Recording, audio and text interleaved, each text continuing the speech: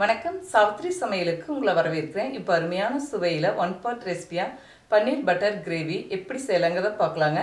இது வந்து சப்பாத்தி, பூரி, புரோட்டா, புலாவ், நான், பிரியாணி, வெறும் சாத்து கூட பரட்டி சாப்பிடும் கூட ரொம்ப அருமையாக இருக்குங்க. இந்த பட்டர் கிரேவி எப்படி செய்யலாங்கிறத பார்க்கலாம். வாங்க வீடியோக்குள்ளே போகலாம். இந்த கிரேவிக்குங்க பன்னீர் சின்ன சின்ன துண்டுகளை இந்த அளவுகளை நறுக்கியிருக்கேங்க. 200 கிராம் பக்கம் எடுத்திருக்கேன். இப்போ கிரேவிக்கு தேவையான மசாலா விழுது அரைச்சிக்கலாங்க. 3 பெரிய வெங்காயம் நீல வாக்கில் நறுக்கி வச்சுருக்கேங்க. இது மிக்சி ஜாரில் சேர்த்துக்கலாம். இது கூடவே 3 தக்காளி, சிறிதளவு இஞ்சி பூண்டு, 10-12 முந்திரி பருப்பு, சிறிதளவு பட்டை, 5 கிராம்பு, 3 ஏலக்காய், 1/2 டீஸ்பூன் மிளகாய்த்தூள், 1/2 டீஸ்பூன் மல்லித்தூள், 1/2 டீஸ்பூன் கரம் மசாலா தூள், 1/4 டீஸ்பூன் மஞ்சள் பொடி. இப்போ கிரேவிக்கு தேவையான அளவுக்கு உப்பு. ஃபஸ்ட்டு தண்ணி சேர்க்காமல் நல்லா நைஸாக அரைச்சி எடுத்துக்கலாங்க. தேவைப்பட்டால் வேணால் கொஞ்சமாக தண்ணி சேர்த்துக்கலாம். தக்காளி வெங்காயத்தில் இருக்கிற ஈரப்பதமே சரியாக இருந்ததுங்க. நல்லா நைஸாக அரைச்சி எடுத்தாச்சு. கிரேவிக்கு தாளித்து விட்டுக்கலாம். 2 table spoon oil, 2 table spoon வெண்ணெய். நீங்கள் முழுவதும் ஆயிலே சேர்த்துக்கலாங்க. விருப்பப்பட்டால் வெண்ணெய் சேர்த்துக்கலாம். வெண்ணெய் இல்லைன்னா கொஞ்சமாக நெய்யும் கூட சேர்த்துக்கலாம். நல்லா டேஸ்ட்டாக இருக்குங்க. தாளிக்க 1/2 டீஸ்பூன் சீரகம், 2 சின்ன சைஸ் பிரியாணி இலை. இது நல்லா பொரிஞ்சு வந்துருச்சுங்க. இது கூட அரைச்ச விழுது சேர்த்து நல்லா பச்சை வாடை போகிற அளவுக்கு வதக்கி விட்டுக்கலாம். உங்களுக்கு தெரிக்கிற மாதிரி இருந்தால் மூடி போட்டுக்கிட்டு மீடியம் ஃப்ளேம் வச்சுக்கிட்டால் நல்லா வதங்கி வந்துடும்.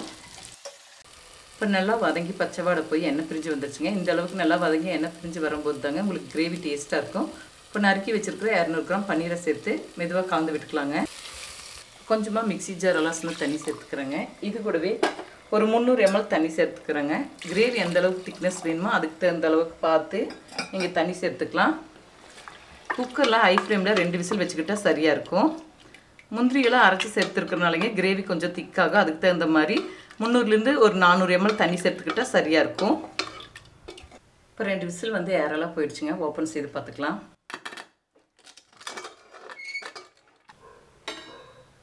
பாருங்க, கிரேவி தயாராகிடுச்சு.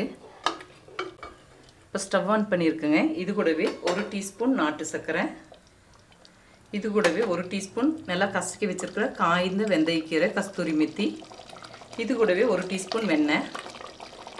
2 நிமிஷம் கொதிக்க வச்சுட்டு இறக்கி வச்சிடலாங்க. இப்போ 2 நிமிஷம் கொதிக்க வச்சாச்சுங்க. இறக்கி வச்சுக்கலாம்.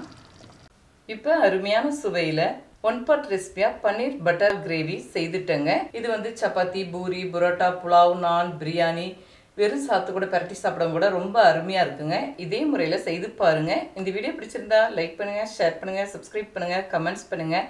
அடுத்த வீடியோவில் சந்திக்கலாம்.